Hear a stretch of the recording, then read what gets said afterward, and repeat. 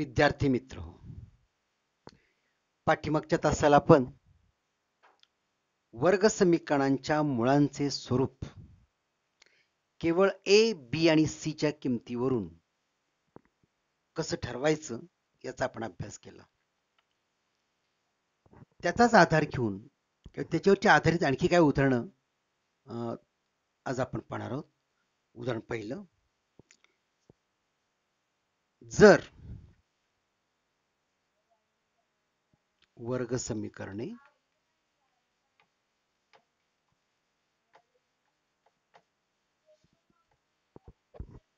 जर kx, उदाहरण लिहून घ्या, kx कंसात x वजा 2 अधिक 6 बरोबर 0 या वर्ग समीकरणाची मुळे वास्तव व समान असतील तर k ची किंमत शोधा, असं उदाहरण आहे.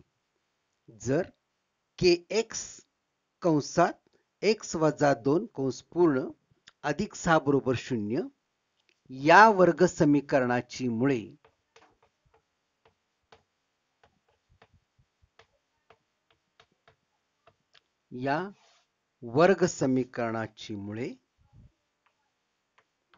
वास्तव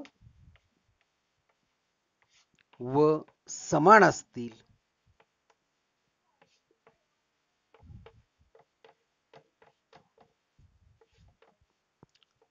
तर k बरोबर किती किंवा k ची किंमत शोधा, असं उदाहरण आहे. बघा कसं सोडवता येईल. तुम्हाला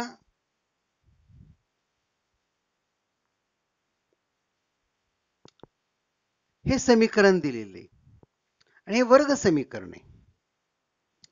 kx कंसात x वजा 2 अधिक 6 बरोबर 0 हे वर्ग समीकरण आहे आणि त्यांनी सांगितले की या वर्ग समीकरणाची मुळे वास्तव आणि समान आहेत. जर वास्तव आणि समान असतील तर विवेचकाची किंमत 0 असली पाहिजे. विवेचक म्हणजेच b वर्ग वजा 4ac ची किंमत 0 असली पाहिजे. पहिल्यांदा या उदाहरणाला सोपं रूप द्या. हे जे वर्ग समीकरण दिलेले, हे वर्ग समीकरण काय दिले? kx कंसात x वजा 2 अधिक 6 बरोबर 0 हे वर्ग समीकरण दिले. पण हे वर्ग समीकरण हे सामान्य रूपात दिलेले नाही, म्हणून या वर्ग समीकरणाला पहिल्यांदा सोपं रूप द्या. सोपं रूप द्या म्हणजे काय करायचंय? तर आपल्याला माहिती आहे की वर्ग समीकरण सामान्य रूप पहिलं पद वर्गाचं, मधलं पद चलाचं, शेवटचं पद स्थिरांकाचं, समानता 0 या स्वरूपात हे समीकरण पहिल्यांदा आपण लिहूया. म्हणजेच या समीकरणाला आपल्याला आता सोपं रूप दिलं पाहिजे. ते देण्यासाठी कंस सोडवा आधी. कंसाच्या बाहेर kx आहे. या kx न या कंसातल्या प्रत्येक पदाला गुणा, म्हणजे कंस निघून जाईल. कंस सोडवा, कळेल बघा. kx गुणिले x, या kx न या कंसातल्या प्रत्येक पदाला आपल्याला गुणायचे. kx गुणिले x काय येईल? kx गुणिले x, x चा वर्ग, kx गुणिले x, kx चा वर्ग, kx गुणिले वजा 2 म्हणजे ऋण 2kx अधिक पुढचे 6 बरोबर 0 असं समीकरण तयार होईल. kx वर्ग ऋण 2kx अधिक 6 बरोबर 0 आणि हे समीकरण हे सामान्य रूपात आपल्याला मिळालेलं आहे की ज्यामध्ये पहिलं पद वर्गाचं आहे, मधलं पद किंवा हे दुसरं पद चलाचं आहे, इथं स्थिरांकाचं पद आहे, समानता आहे 0. लक्षात आलं?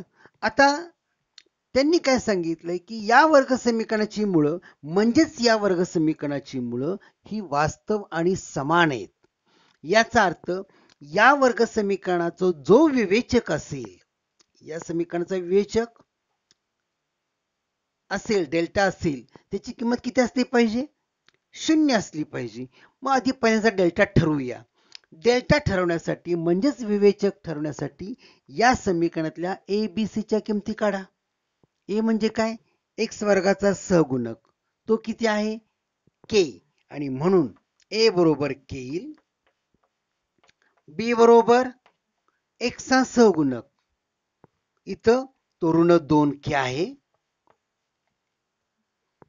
आणि सी ची किंमत 6 आहे. ए बरोबर के येईल, बी बरोबर ऋण 2k येईल आणि सी बरोबर 6. आणि आता तुम्हाला के हा ए बी सी च्या किमती कळल्या. डेल्टा विवेचक काढूया आणि म्हणून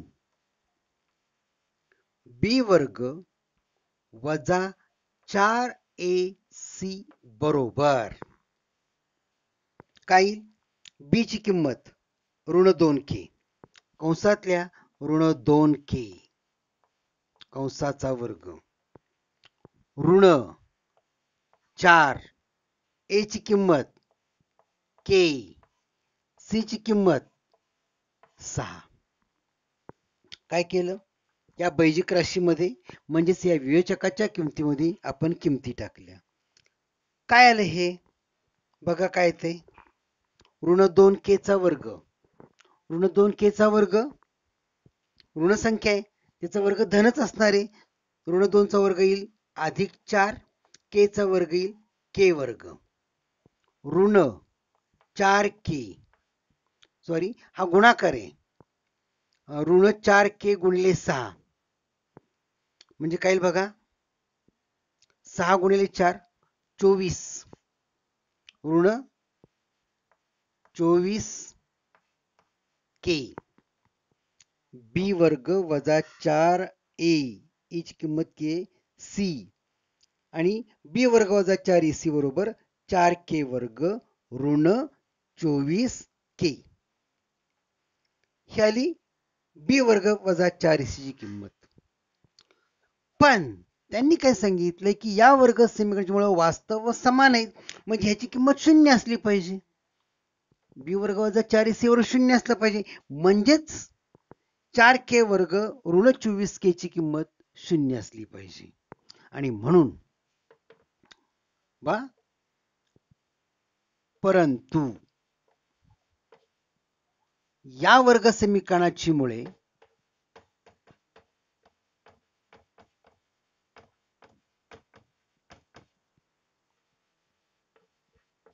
वास्तव व समान आहेत असं तुम्हाला दिलेलं आहे. म्हणून बी वर्ग वजा 4ac बरोबर नक्कीच 0 असलं पाहिजे. मग पण बी वर्ग वजा 4ac ची किंमत किती आली बघा, 4k वर्ग ऋण 24k बरोबर 0. 4k वर्ग वजा 24k बरोबर 0. आता हे समीकरण सोडवा आणि k ची किंमत शोधा. काय सांगा? मी वरचा थोडासा भाग पुसतो हा.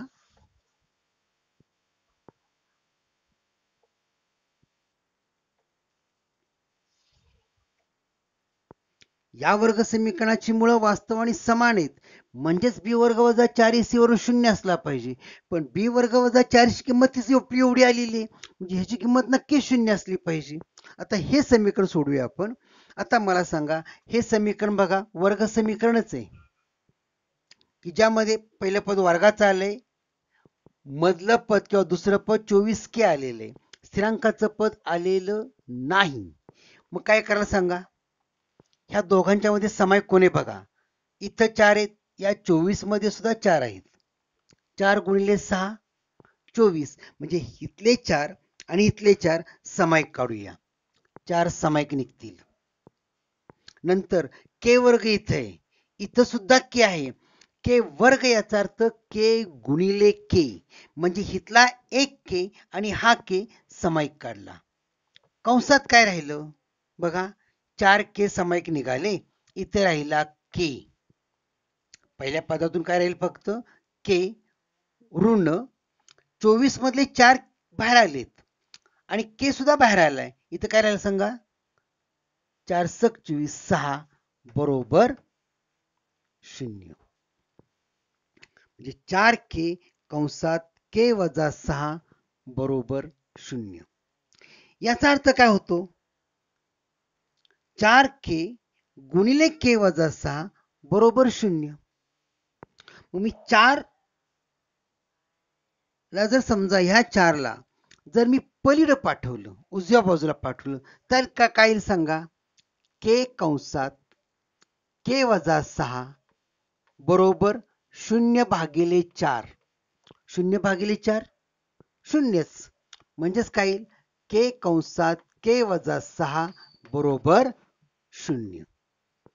आता इथे दोन संख्या आहेत, k आणि k वजा 6. ह्या दोघांचा गुणाकार 0. याचा अर्थ k बरोबर तरी 0 असेल किंवा k ऋण 6 बरोबर तरी 0 असतील.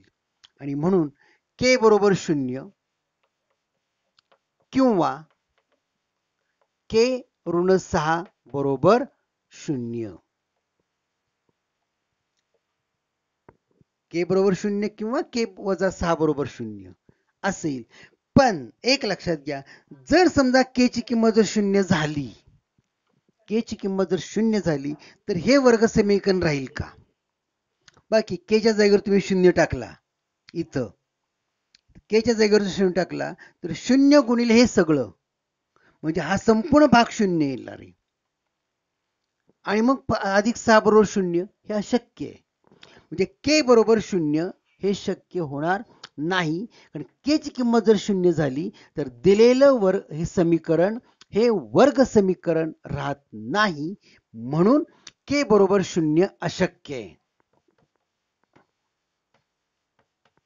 कारण k ची किंमत जर 0 टाकली तर दिलेले हे वर्ग समीकरण हे वर्ग समीकरण राहत नाही. आणि मग नक्की कोण असणार आहे? म्हणून k बरोबर वजा 6 बरोबर 0 असतील आणि म्हणून k बरोबर 6 येईल.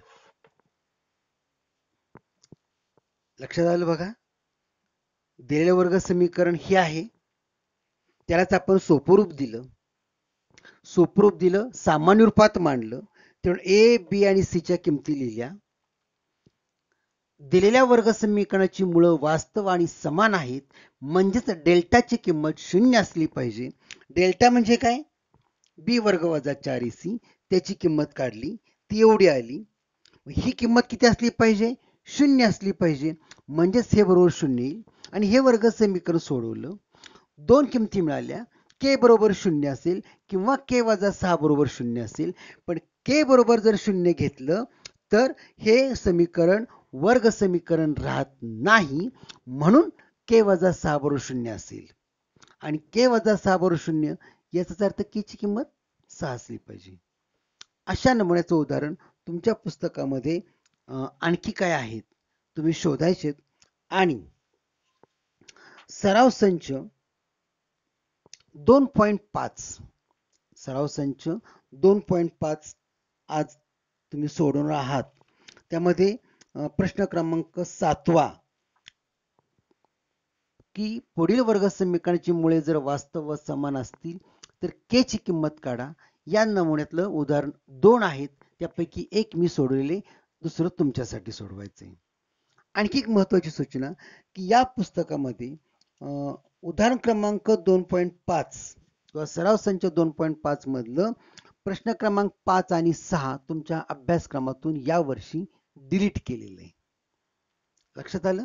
त्यामुळे ते उदाहरण नाही सोडवलं तरी चालेल, मात्र शेवटचा प्रश्न तुम्ही जरूर सोडवायचा आहे. लक्षात आलं?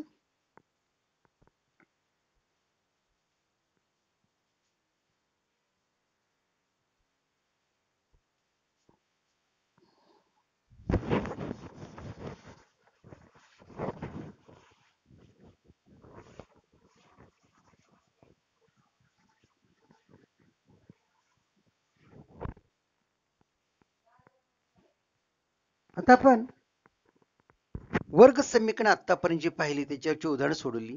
या वर्ग समीकरणांचा उपयोग करून शाब्दिक उदाहरणं कशी सोडवता येतील याचाच आपण विचार करणार आहे. वर्ग समीकरणांचे उपयोजन म्हणजेच शाब्दिक उदाहरणांचा आज आपण काही शाब्दिक उदाहरणं आपल्याला सोडवता येत आहेत का वर्ग समीकरणांचा उपयोग करून ते बघणार आहोत. लिहा. पहिलं वर्ग समीकरण.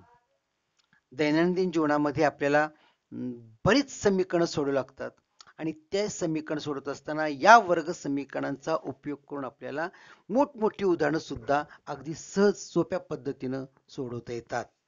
या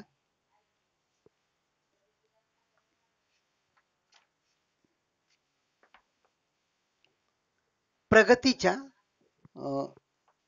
सराव संच 2.6 त्यातलं पहिलं उदाहरण घ्या.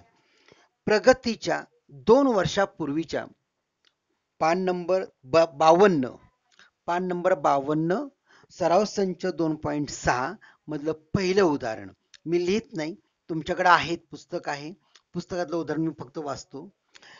प्रगतीच्या 2 वर्षापूर्वीच्या आणि 3 वर्षांनंतरच्या वयांचा गुणाकार 84 आहे, तर आजचे वय काढा. असा प्रश्न आहे. वयावरती उदाहरण आहे, वयाच्या संदर्भातलं उदाहरण आहे. वयावरची उदाहरण आपण याआधी सुद्धा बऱ्याच वेळा सोडवलेली आहेत. प्रगतीचं आजचं वय आपल्याला काढायचंय आणि माहिती अशी दिली, प्रगतीच्या 2 वर्षापूर्वीचं वय आणि 3 वर्षानंतरचं वय या दोन्ही वयांचा गुणाकार 84 दिलेला आहे. तर आजचं वय विचारलेलं आहे. प्रश्न खूप सोपा आहे. बघा, आजचं वय. वयाच्या संदर्भात नेहमी एक लक्षात घ्या, हे उदाहरण सोडत असताना आजचं वय काढायचं आपल्याला. प्रगतीचं आजचं वय आपण x मानू. गणितामध्ये आपण बऱ्याच वेळेला विचारलेल्या बाबीबद्दल आपण अक्षर मानतो, त्या अक्षरालाच आपण काय म्हणतो गणिताच्या भाषेत चल. x या चलाचा वापर करून आपण हे उदाहरण सोडवणार. प्रगतीचं आजचं वय आपण x मानूया. प्रगतीचे आजचे वय, प्रगतीचे आजचे वय बरोबर x वर्ष मानू. प्रगतीचं आजचं वय किती? x वर्षे. 2 वर्षापूर्वी प्रगतीचं वय काय असेल? बघा, 2 वर्षापूर्वी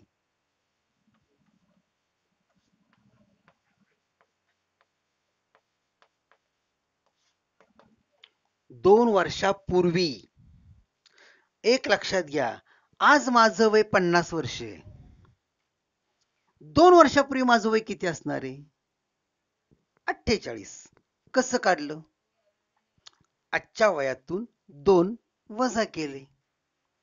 आज जर वय माझं 50 वर्ष असेल तर 2 वर्षापूर्वी माझं वय किती असणार आहे? 50 वजा 2 म्हणजे किती? 48. अगदी तसंच इथं सुद्धा 2 वर्षापूर्वी प्रगतीचं वय किती येईल? प्रगतीचे वय बरोबर आजच्या वयातून 2 वर्ष मागं जा, म्हणजे 2 वर्ष वजा करा. म्हणजे काय होईल? आजचं वय x वर्षे वजा 2, हे सुद्धा वर्ष, हे सुद्धा वर्षच आहे. x वजा 2 वर्ष. प्रगतीचं वय 2 वर्षापूर्वी एवढं असणार आहे. 3 वर्षानंतर काय होईल? 3 वर्षानंतरचे वय, 3 वर्षानंतर प्रगतीचं वय.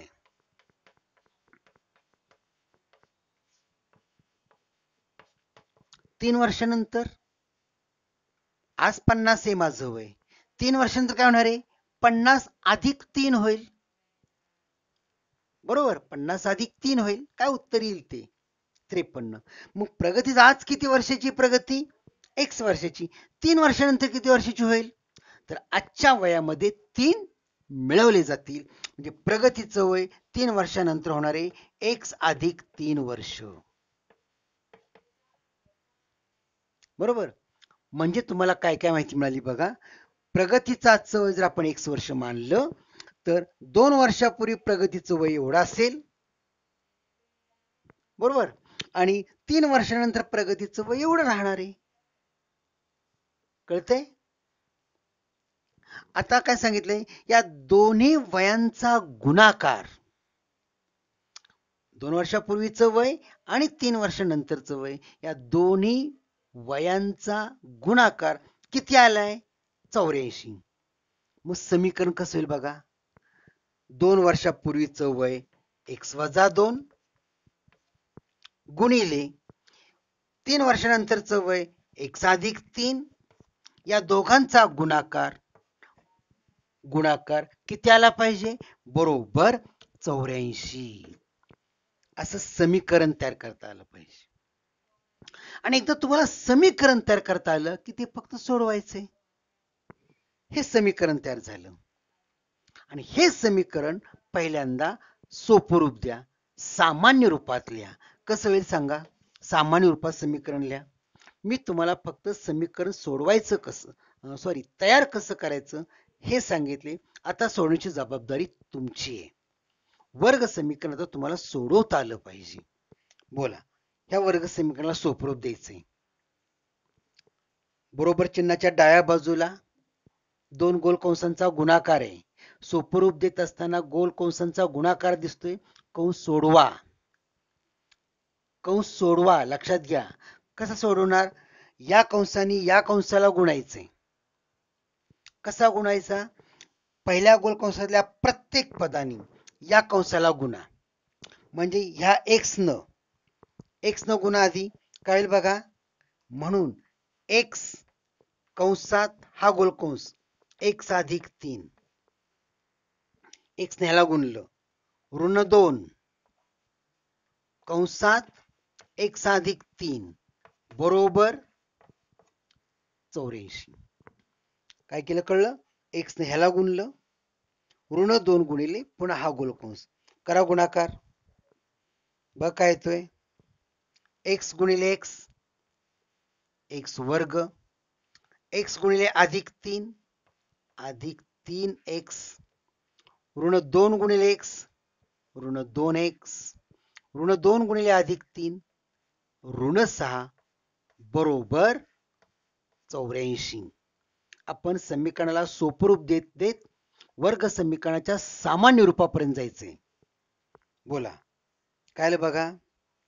x वर्ग इथं मांडतो मी, x वर्ग हे +3x आणि -2x, ही स्वरूप पद आपण म्हणतो. याला स्वरूप पद किंवा सजातीय पद. वर्गाचं पद एकटंच आहे. आता इथं +3x आणि -2x काय होईल? यांची बेरीज बेरीज. हे अधिक आहेत, हे वजा आहेत. मोठ्या संख्येतून लहान संख्या वजा करा. 3 मधनं 2 गेले आणि मोठ्याचं चिन्ह द्या. म्हणजे 3 मधनं 2 गेला, 1 राहिला आणि त्या एकाला मोठ्याचं चिन्ह येईल. म्हणजे ह्याचं चिन्ह येईल अधिकचं. लक्षात येते? म्हणजे काय येईल? 3x - 2x 1x. किती राहतील? 1x. आणि सहगुणक जर 1 असेल तर तो आपण मांडत नाही, तो आपण गृहीत धरलेला आहे. काहीच नसला सहगुणक की तो 1 असतो. 3x - 2x म्हणजे काय येईल? अधिक x. इथं -6. आता 84 कुठे आहेत?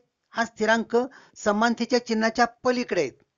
वर्ग समीकरणाच्या सामान्य रूपामध्ये वर्ग समीकरणाची उजवी बाजू नेहमी 0च असते. पण इथं 84 आहेत. मग 84ला इकडे बोलवा. याचं पक्षांतर करा. -6 84 इकडे अधिक होतील. इकडे 84 अधिक आहेत, तिकडे आली की ते वजा होतील. म्हणजे -6 -84 बरोबर 0. -6 84 इकडे आले, -84 झाले. आणि काय बघा मग, x वर्ग अधिक x या दोन संख्या आहेत. -6 आणि -84 काय यांची बेरीज? दोघही ऋण आहेत. दोघांची बेरीज करा आणि येणाऱ्या बेरजेला ऋण चिन्ह द्या. -6 -84 -90 बरोबर 0. हे वर्ग समीकरण तुम्हाला सामान्य रूपातलं मिळालं. आणि आता हे सोडवा. वर्गीय पदाचा सहगुणक बघ किती येतं.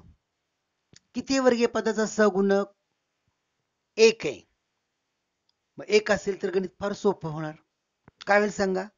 स्थिरांकाचं पद ऋण 90 बाजूला मांडून घ्या आणि या ऋण 90चे असे दोन अवयव सांगा की ज्यांची बैजिक बेरीज मधल्या संख्येत इतकी आली पाहिजे. अशा कोणत्या दोन संख्या आहेत की दोघांचा गुणाकार 90 आला पाहिजे? लक्षात घ्या. आणि त्यांची चिन्हांकित बेरीज मात्र ह्या एक्सच्या सहगुणका इतकी आली पाहिजे. एक्सचा सहगुणक किती येतं? 1 आहे. अधिक 1 आहे. मग अशा कोणत्या दोन संख्या आहेत की ज्यांचा गुणाकार 90 येतो पण त्यांची चिन्हांकित बेरीज मात्र अधिक 1 आली पाहिजे? तर 10 गुणिले 9, 10 गुणिले 9 90. इथं 10 मांडले, इथं 9 मांडले. 10 गुणिले 9 90 होतात. बरोबर. यांची 10चा 9चा बेरीज 19 येते पण वजाबाकी 1 येते की जो एक आपल्या इथं पाहिजे. इथं एकच आहे. त्यामुळं 10 आणि 9 मला दोन संख्या सापडल्या. मोठ्याला मधल्या पदाचं चिन्ह द्या. या 10ला 10 आणि 9 मध्ये मोठं कोण आहे? 10 आहेत. या 10ला मधल्या पदाचं चिन्ह द्या. याचं चिन्ह अधिक आहे म्हणजे 10ला चिन्ह देऊन टाका अधिक. मोठ्याला या दोघांपैकी मोठा ठरवा. मोठ्याला मधल्याचं चिन्ह, हे मोठे आहेत म्हणून मधल्याचं चिन्ह देऊन टाकलं. आता स्वतःलाच प्रश्न असा विचारायचा की 9ला कोणतं चिन्ह द्यावं म्हणजे नेमका दोघांचा गुणाकार ऋण येईल? ह्याला चिन्ह देऊन टाकले, याचं चिन्ह आता बदलायचं नाही. मग 9ला कोणतं चिन्ह देऊ म्हणजे नेमका दोघांचा गुणाकार ऋण जुळेल? तर आपल्याला माहितीये विरुद्ध चिन्हांचाच गुणाकार फक्त वजा येतो. मग ह्याला जर अधिक चिन्ह दिलं तर ह्याला चिन्ह कुठे दिलं पाहिजे? वजा. अधिक वजाचा गुणाकार वजा आला. 10 गुणिले 9 90 आले आणि अधिक 10 आणि वजा 9 यांची चिन्हांकित बेरीज की ज्याला आपण बैजिक बेरीज असं म्हणतो ती किती? अधिक 1 येईल. धातून 9 गेला 1 येईल आणि मोठ्याचं चिन्ह अधिक 1 येईल. लक्षात आलं? आता हे झाल्यानंतर एक लक्षात घ्या, वर्गीय पदाचा सहगुणक इथं 1 आहे. असं असल्यामुळं फक्त मी डायरेक्ट अवयव त्याचे लिहिणार आहे. याच्या माग फक्त x लावा, हा एक कंस होईल आणि इथे एक x लावा, हा एक कंस होईल आणि मग मला असं लिहिता येईल एका कंसात x अधिक 10, दुसऱ्या कंसात x वजा 9 बरोबर 0. हे कधी डायरेक्ट पायरी लिहितील आपल्याला सांगा? वर्गीय पदाचा सहगुणक जर 1 असेल तर डायरेक्ट तुम्ही ही पायरी लिहू शकता. अधिक 10च्या मागे फक्त इथे चल लिहा, ऋण 9च्या मागे फक्त चल लिहा. आता येतं दोन गोल कंसांचा गुणाकार 0. x अधिक 10 गुणिले x वजा 9 दोघांचा गुणाकार 0 आहे. आता दोन संख्यांचा गुणाकार 0 आहे याचाच अर्थ ही संख्या तरी 0 असेल किंवा ही तरी संख्या 0 असेल आणि म्हणून मला असं लिहिता येईल x अधिक 10 बरोबर 0 किंवा x वजा 9 बरोबर 0. म्हणजेच काय सांगा? x बरोबर अधिक 10 तिकडे पाठवा, x ची किंमत आपल्या काढायची. अधिक 10चं पक्षांतर झालं ऋण 10 किंवा x बरोबर ऋण 9 तिकडे गेले अधिक 9. वर्ग समीकरणात दोन उकली असतात. मला दोन किमती मिळाल्या, x बरोबर ऋण 10 किंवा x बरोबर 9. आता x म्हणजे काय हो? तर x हे प्रगतीचं आजचं वय मानलेले की x ची किंमत इथं आपल्याला दोन किमती मिळाल्यात. वय कधी ऋण असेल का? वय कधीच ऋण असत नाही. म्हणून ही किंमत ही अशक्य आहे. x बरोबर ऋण 10 हे अशक्य. मग शक्य काय? फक्त x बरोबर 9 आणि म्हणून प्रगतीचं आजचं वय 9 वर्ष राहील. हे अशक्य होईल. म्हणून इथं आपण लिहिलं पाहिजे परंतु परंतु x बरोबर ऋण 10 अशक्य. आणि म्हणून x बरोबर काय असलं पाहिजे? 9. आणि म्हणून x म्हणजे काय? तर प्रगतीचं आजचं वय. आणि म्हणून प्रगतीचे आजचे वय बरोबर 9 वर्ष. म्हणून प्रगतीचे आजचे वय बरोबर 9 वर्ष असेल. या पद्धतीने आपल्याला वयाच्या संदर्भात उदाहरणं सोडवता येतील. आणखी काय उदाहरणं आपण बघणार आहोत, पण ती उदाहरणं आपण पुढच्या तासाला.